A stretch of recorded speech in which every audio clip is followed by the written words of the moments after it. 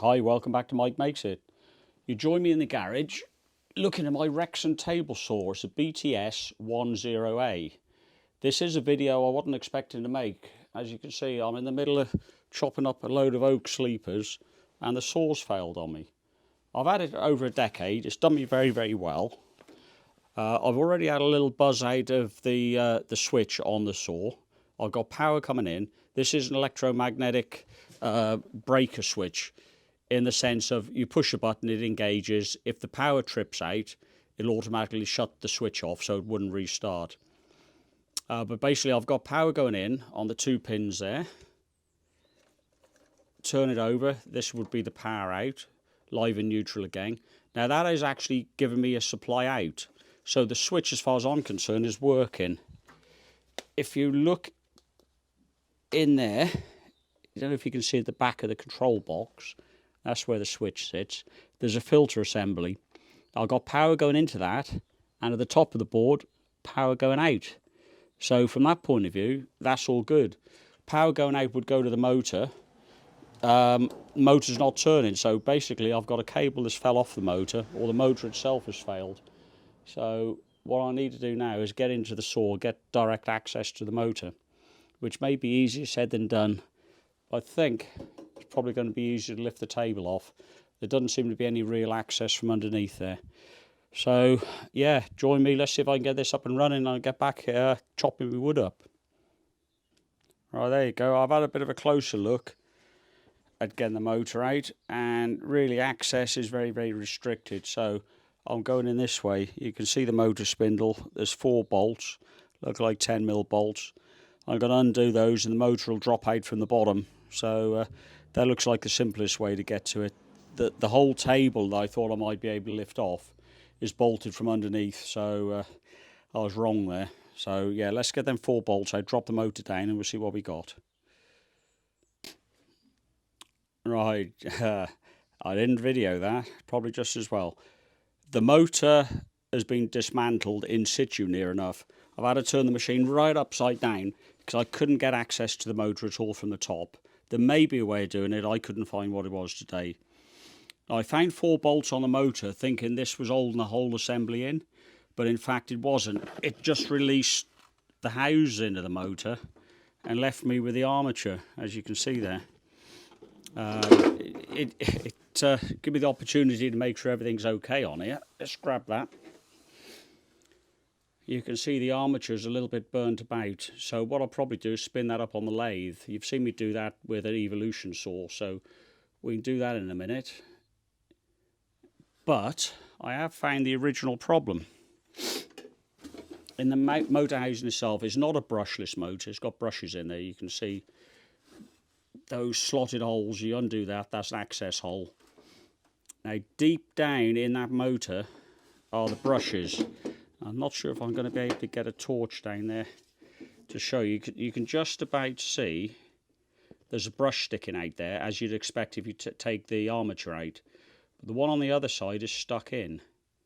I can't get down there any closer, I'm afraid, but on the right hand side you can see a little bit of brass and you can see a brush, and that's not protruding. What they should do when they wear down, because they're on springs, they'll keep good contact with the armature, and they'll push out of the tubes until you have actually exhausted the brushes totally. Now I suspect that one on the right hand side is just stuck in its tube. So I'll take the brush out, give the tube a clean, then I think you'll find the brush will go in and out as it should do. That's the source of the problem. So I could have possibly got to that from underneath. Pull the brushes out without dismantling all the motor, but as I say, the armature is burnt up a little bit, so a quick dab on the lathe will certainly help that.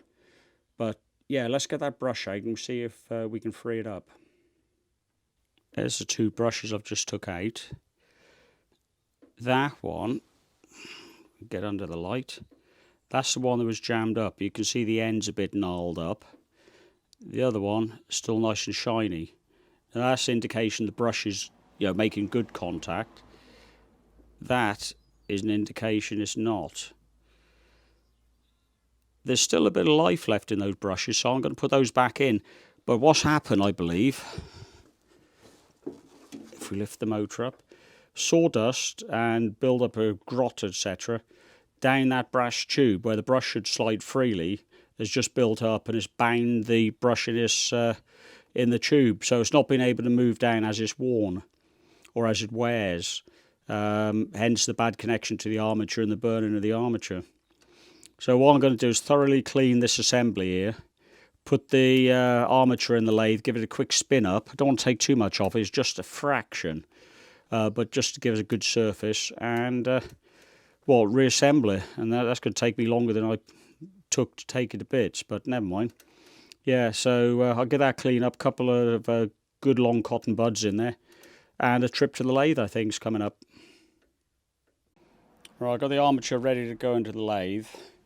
What I've done here, so I'm not going to damage the gearing on the shaft there, just a little bit of aluminium tubing, cut a slit out of it. That'll fit nicely over the end. Then in the jaws and the lathe itself will crimp up onto the aluminium. I've got a dead centre to go in the end on the lathe ready to set up, so I'll just install this and we can get machining. Right, we're all set up in the lathe. We're ready to go. Let's fire it up.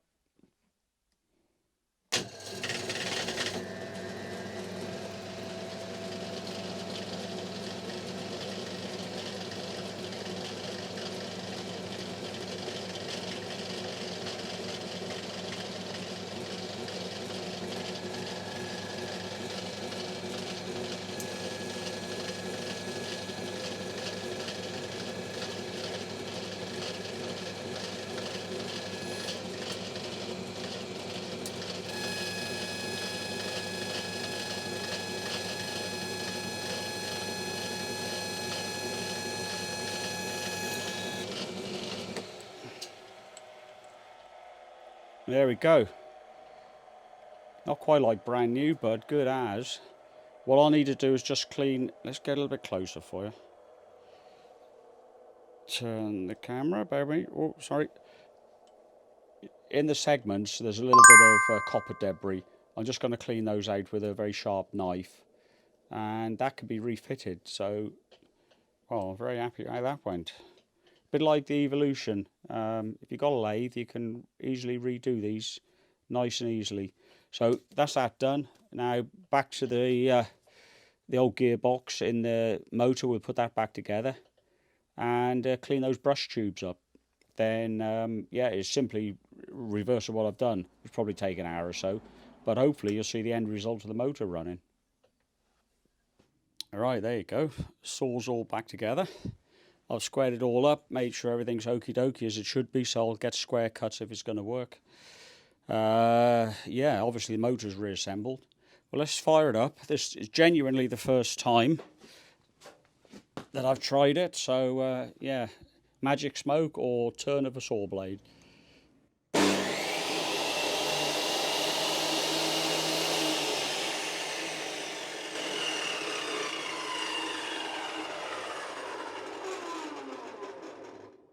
No smoke at Mike makes it. So there you go. 3 hours of my time, a quick spin up on the lathe and a cleaning of a couple of brushes in the motor has got me saw table back up and running. So yeah, I'm pleased about that. That saved some money. Took 3 hours of my time though. I've got to catch up on this. Anyhow, I hope you felt it useful. Thumbs up would be great. Thanks for watching.